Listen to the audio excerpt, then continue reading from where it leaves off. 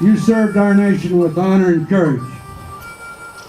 So from one soldier to another, please accept my heartfelt thank you for your service. You made a difference in the lives of the people of Vietnam, whether you know it or not. Your sacrifice and your service gave them, the people of Vietnam, an opportunity for a better future. You changed our nation, and you made it better, and you made it stronger, and we continue to celebrate more freedom than any nation in the world. You, like all our nation's veterans, stood up and answered the call during a challenging and controversial time in our country's history. You fought on, sustained by one another, turned a deaf ear to the voices of those who just didn't understand or comprehend. You performed with a steadfastness and valor that veterans of all other wars salute. And you are forever in the ranks of that special number of Americans in every generation that our nation's record show are true patriots. Today, as our nation is yet facing another challenge, and depending upon who you listen to, a controversial time or not, it's a time that's been termed a persistent conflict. Vietnam veterans, like the people that are sitting here before us today, again, you have stood up and answered the call to serve. You have stood up and answered the call in support of this generation's veterans. As they're deployed and redeployed, your presence at ceremonies on both ends is a tribute to your love for our country and your love for all brothers of arms. You have stood up and answered the call with your strong and value-added support and participation in the Beyond the Yellow Ribbon program, designed to help and assist great warriors of today and their families return to what we call a new normal. And I will tell you, the father of that program, the gentleman who had the vision for Beyond the Yellow Ribbon, is sitting now underneath that tent and just spoke to you, and that's Lieutenant General Larry Shellicoe. And without him, we would not have the nation's program that we have today for our returning veterans. So I would give him a round of applause.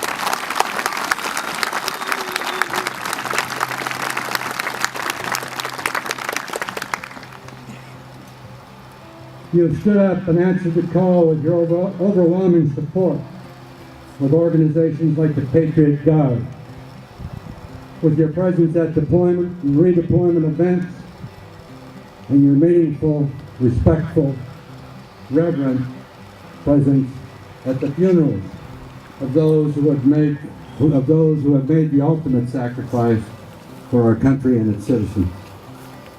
You have stood up and answered the call in support of our family support groups and the many, many veterans organizations and state programs that are in place today, helping and assisting military families.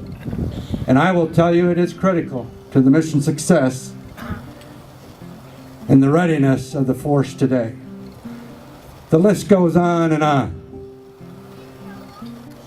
So in stark contrast to the days of your and my youth, in ways I never imagined possible, the American people are fully behind our men and women in uniform, as well as their families.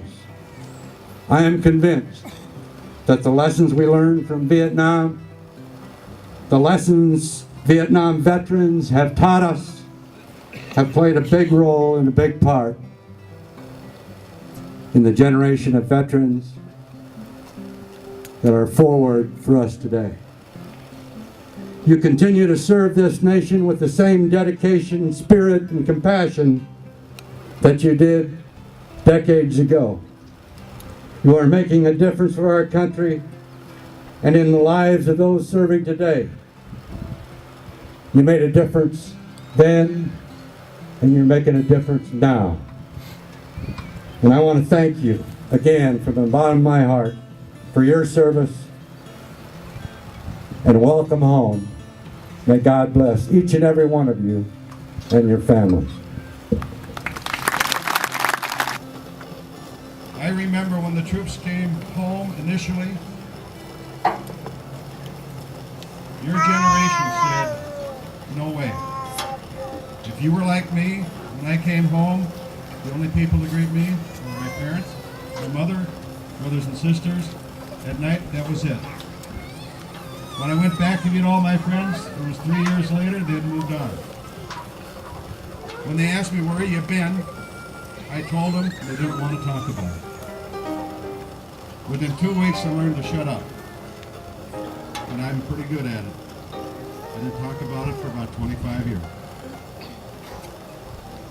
But it was the groups, the fellow veterans that I had a chance to visit with and to talk to, who helped me through a lot of those times. Then, the things that you are seeing that have occurred with the current conflict are all the things that should have been done, could have been done, had to be done in our generation. There was no pushback. The only Achilles heel I see in the legacy that you have created, because you've created a legacy of great service soldiers. We eliminated that dirty word, draft, and then we created a volunteer army that said, this is what I want to do. I want you, because this is now my new mission, as Veterans Affairs, not only to take care of you, but to take care of all veterans. There are 381,000 veterans in the state of Minnesota.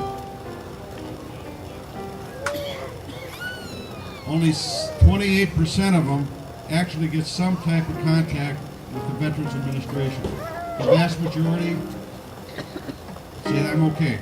Take care of my buddy, take care of my friend. So those of you in the audience, especially you young ones in uniform, I want you to study these great heroes. I want you to make sure that you become proactive in ensuring that the legacy that they have created will sustain itself. Because I am afraid this is what happened in 1975. Someone declared the war over, they slapped their hands, and that was it. We cannot let that happen. So to Camp Ripley, I just want to close by saying thank you. Thank you. Did it feel good? Let me hear it if it felt good.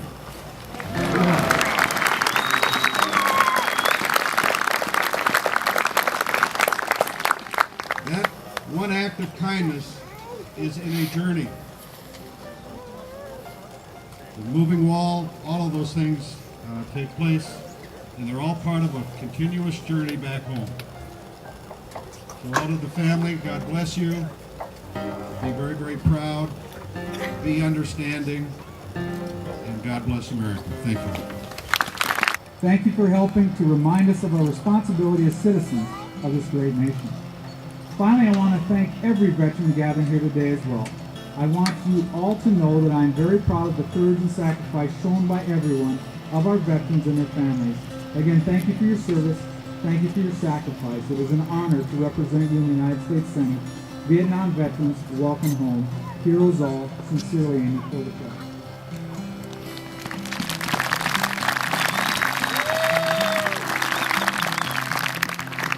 I bring a letter from Congresswoman Bachmann. Dear Vietnam veterans, families, and friends, as we gather here today, please know I salute you and your selfless sacrifice to our nation during the Vietnam War. We remember with profound sense of gratefulness what you had to endure in order to fight an enemy halfway across the globe. We remember that you lost your fellow brothers on those battlefields, and yet you persevered. We remember your diligence in spite of the disparaging reports often told back home. We remember your determined spirit and love for this country that shone through like a beacon amidst so much devastation. Your diligence, courage, and love for our country proved you are heroes in every sense of the word. I am pleased your sacrifices are being recognized today. You have given America another reason to be called the land of the free and the home of the brave. I join you gathered today saying, welcome home. Sincerely, Congressman.